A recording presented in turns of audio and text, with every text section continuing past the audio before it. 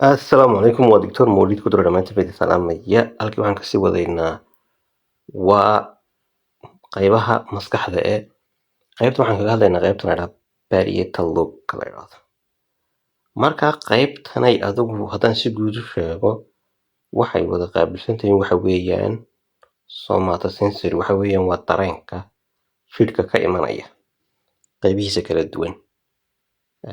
Qofka marka haddii la taabashada oo kale ay tahay sidaad ku ogaanayso waa halkan ay ka imanaysaa. Walow labada qaybood ee parietalka hadee anagii soo sheegnay maskaxda laba dhambal kala tahay hemisphere. Marka qaybta bidixdu waxa ay gudbisaa ama maaragtay ay sheegtaa qaybta jidhkaaga qaybta midig oo dhan. Parietalka midigna waxay shaqadeedu tahay jidhka qaybta bidix oo dhan, lugta iyo maaragtay gacanta bidix oo dhan bay iyaduna maamulaysa. Marka taasay isu dhaafsiin way isdhaafsan yihiin shaqadoodu. Marka haddii qayb wax ku dhacdo qaybta taa lidiga kuwa kasoo horjeeda paralyze noqonaysa ama shaqooyinkooda ama dareenkooda wax kasii noqonayaan.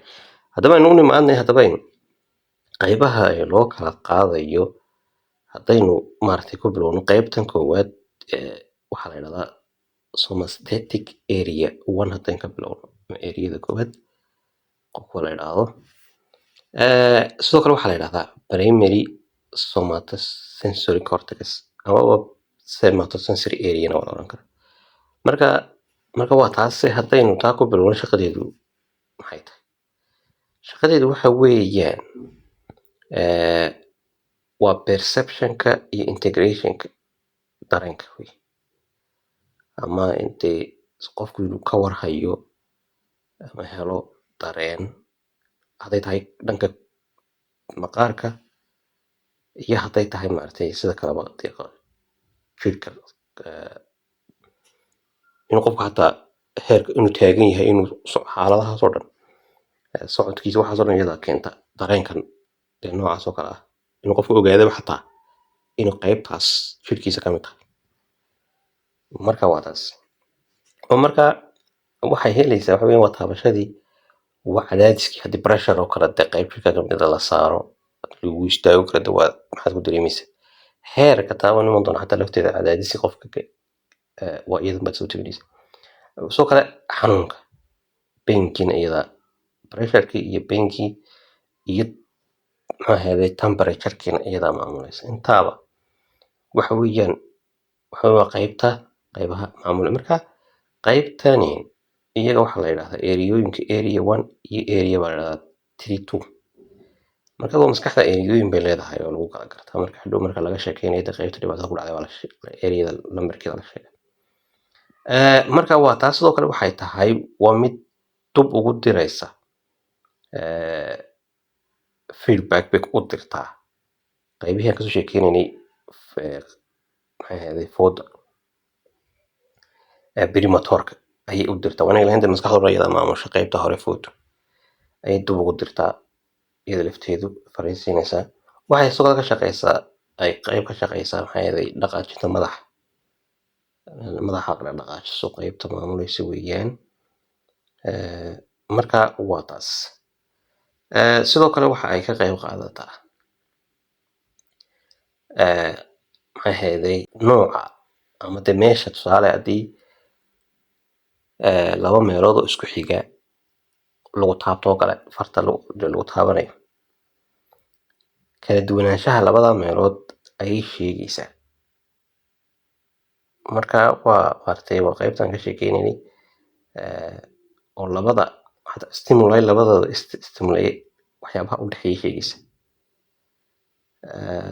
Marka waa qaybta aad iyo aadka u muhiimka ah. Haddaynu ku soconno aynu tan halkaa ku dhaafno waxaan u gelaynaa ta labaad oo waxaa la yidhahdaa somastatic area 2 baa la yidhahdaa. Laakiin walow iyadoo ay la shaqeynayso tan kale bay la shaqeysaa. Marka waa taas oo iyada shaqadeeda waa gudbinta haddii thalamus ka helaysa xagga kale usii gudbinaysa iyo marka shaqadeeda aad iyada lama yaqaano saa daraadeed qaybtaas halkan kuma sawirna. waxaan u gelnaa markaa qaybta iyaduna aadka muhiimka dadka kale ee ah somastatic association area ta la yidhaahdo. Marka association areada waxay iyaduna kala noqotaa areada waxaa la yidhahdaa 5 iyo 7. markaas waa kuwaas 5 iyo 7 bis somastatic association areadu ay kala tahay. marka iyadu shaqadeedu maxay sii tahay? shaqadeedu waxay tahay weeyaan waa sensationkii, laakiin waxa weeyaan sensationka isku dubarid ah oo ay analysis-na ku samaynaysaa marka waa taas oo waxay isu keenaysaa tusaale tii aragga ahayd hadday tahay dareen arageedkii aad aragto, haddii ay tahay tii maqalkii iyo tii taabashadii, saddexdaa marka la isu geeyo dareenadaas wixii ay soo saaraan ayay keentaa. ama qofkuba waan idhaahna hadduuba hataa intaas ku qabto aan waxba arkayn, waxa uu taabanaya ama waxa ay tahay siduu ku ogaado.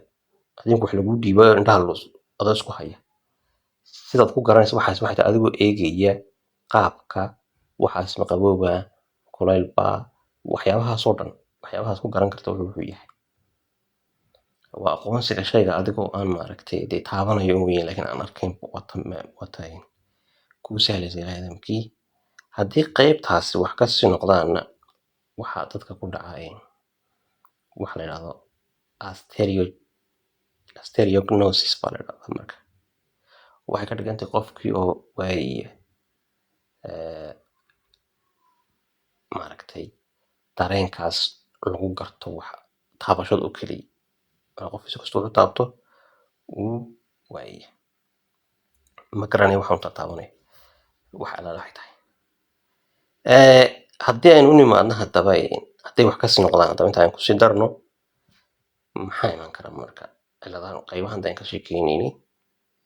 qaybtan primaryga aan ka sheekeynaynay ama areada sensory cortex la dhaho, haddii qofka ay wax kasii noqdaan tusaale sida wuxuu kasii noqon karaa waa inuu dee soo dhacay meel kasoo dhacay, in nabar laga dhuftay, in xanuunba u yimiba kala duwan maskaxda ku dhaca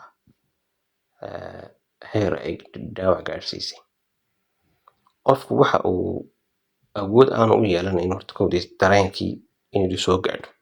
hataa faaliga hadduu ku dhaco dee waa tan qaybta dhani ay naafo noqonayso, qof inuu hataa wax kastoo gacdo meeshaas kasoo gaadho aanu dareenkeeda yeelanayn.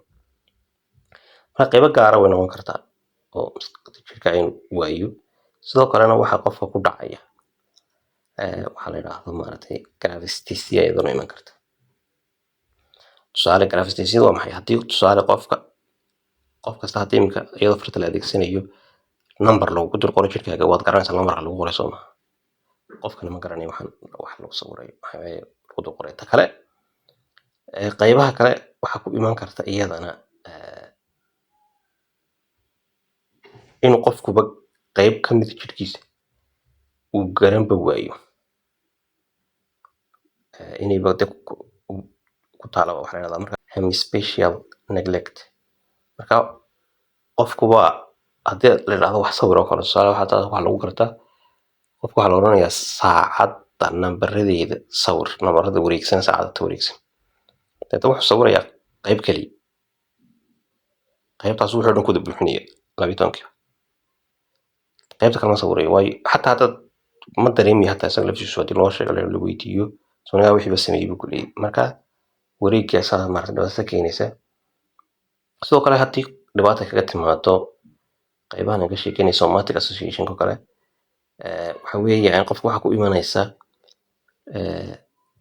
dressing apraxia baa iyaduna imanayso oo qofkii markuu israacdo wax gasho oo kale dharka gasho qayb buu jirkiisa u gelinaya, qaybta kalena ma u gelin karo. waa in marka dharka loo xiro. waxaa iyaduna dhibaata ka imanaysa xisaabta oo kale, waa ku imanaysa calculation waxa la yidhahdo calculia baa la imanayaa. dhibaatada qoraalkeeduna kaga imanaysa qofku la oranayo agraphia. hadalka lafteeda kaga iman kartaa, waxaan jeedaa qoraalka iyaduna dhibaato kaga imanaysa oo alexia la yidhahdo. marka cilladahaasoo dhan baa qofka ku iman kara. Marka halkaasaan kusoo koobaynaa waa qaybta aadka muhiimka u ah parietal lobe-ku, walow qayb kastoo maskaxda ka midaba dee ay muhiim tahay. Inta halkaa hoose aanan maaragtay ilaa hadda cagaarka ah aanan maaragtay magac gaar ah u sheegin, waa qaybta area 40 iyo 39 iyo qaybtaas weeyaan. Waxayna la shaqeysaa qaybta aynu iman doono ee temporalka iyo xaggaas. Marka waa taas halkaasaan kusoo koobaynaa casharkan isaga ah. Waa mahadsantihiin dhammaantiinba. Wassalaamu calaykum.